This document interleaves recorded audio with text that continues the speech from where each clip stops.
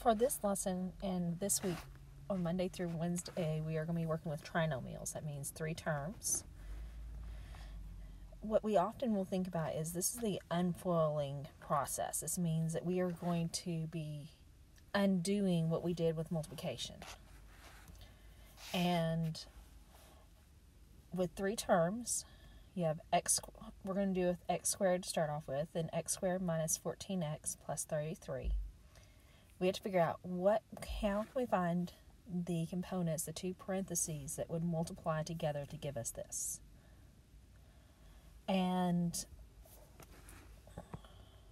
we know a little bit. We know that there's going to be 2 parentheses. Each parenthesis is going to have 2 things in it. There's going to be a sign that separates it. Some of these for today, y'all probably can do. Some of you might be doing with it in your head. I am going to show you the box method. I'm introducing it on this lesson. It does come more in handy the more complicated the problems become. So let's go ahead and look at how the box method will work. Step 1 is you are going to take your first and your last term and multiply them together. So x squared times 33 give me 33x squared.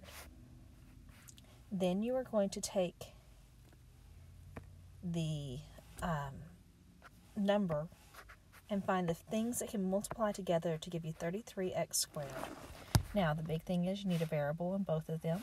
So to make x squared, we need x and x. They need to be the same sign, and they need to be able to combine in order to create this negative 14x. So to create a negative number, when you add them and they have to be the same sign, that means both of them are going to be negative. And so 33 times 1 is one set that we could use, or 11x and 3x. That creates 33 as well. Now, if you multiply 11x times 3x, that's a positive 33x squared, which is what our goal was. Okay, now that we had those things, that is going to go in this diagonal here. You're going to put, doesn't matter which one goes where, the sign goes with it. Now, from the original problem, we're going to take the x squared and the 33, and they go in the other diagonal. X squared go in the top spot, and a positive 33 goes here. We're going to look and see what can factor. So when we look and see what can factor, we are going to looking left and right, starting with that first row. What divides into both? What is their greatest common factor? In this case, it's going to be x. Now we look at the next row. What number will divide into both of those? In this case, it is 11. You always will take the sign, though, of the farthest away. And so negative 11. Now we're going to do the same thing with the columns. And so when we look at our columns, looking at this first column, we have x squared and a negative 11. And 11x, and so they both share an x. And the next column, we have a negative 3x and a positive 33. So we take the sign from the farthest away, which is negative. And what will divide into both of those? A 3. These 2 things are going to come and be in our parentheses. So those 2 create our 2 parentheses. It does not matter which is written first. X minus 11 and x minus 3. This is your answer. Now, we can check this by using FOIL to see what happens when we multiply it out. I am not going to check every single one we're going to work, but I'm going to check this first one just so you can see how it is created. So x squared first, outer is a negative 3x, inner a negative 11x, and last is a positive 33. These two combined and gave us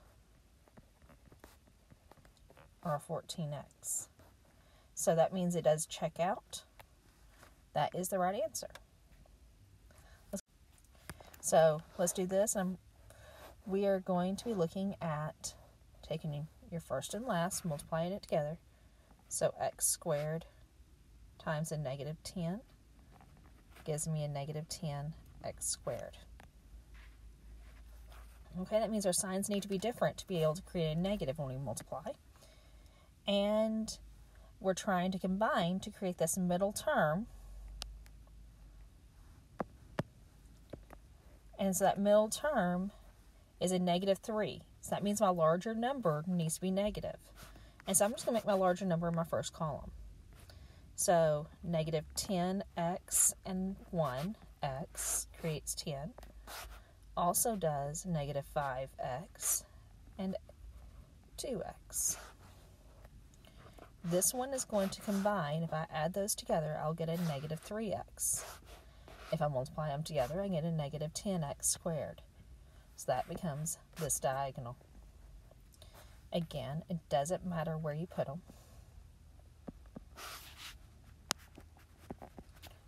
Now, for my other diagonal, that is the x squared and the negative 10. So let's take our first row. Out of those two numbers, we have x squared and 2x. Their common factor is x. Out of our next row, negative 5x and negative 10, our common factor is negative 5. Again, we took the sign of the negative 5, or the negative, because the farthest away is negative. So now let's look at our columns. First column, with a share, is an x. Second column, with a share, is a 2. But there's not a sign in between that, so that means I need to put a plus sign, because that 2 is positive.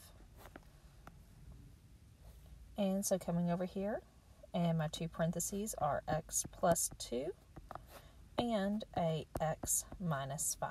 Again, it doesn't matter which order you put them, as long as you have both of those factors over in this as your answer. And so these had opposite signs. If you look at the last sign here, and it's negative, they will always have opposite signs. One last one, and then you can start working on your assignment. And so when I look here at this one, I need to take and come up with my factors. And so I have a x squared times 16, so 16x squared. It's positive, that means both signs need to be the same. And so I am trying to create this positive 10x. So I could have x and 16x, 2x, and 8x, and 4x. Oops, that was supposed to be just x. And 4x and 4x. Which of these is going to create, if I combine them by adding a 10? The first one is going to be 17. Second one is 10. The last one's 8. So that's the only one that works. It goes in that diagonal.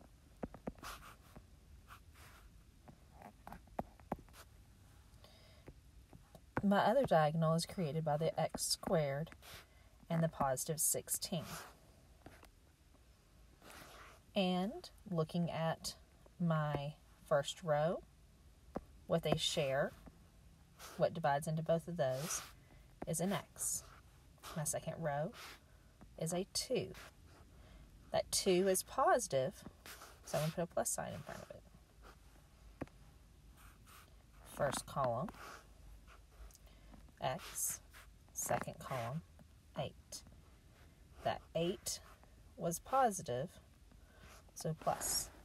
So my 2 parentheses, X plus 8 and X plus 2. And that's your answer.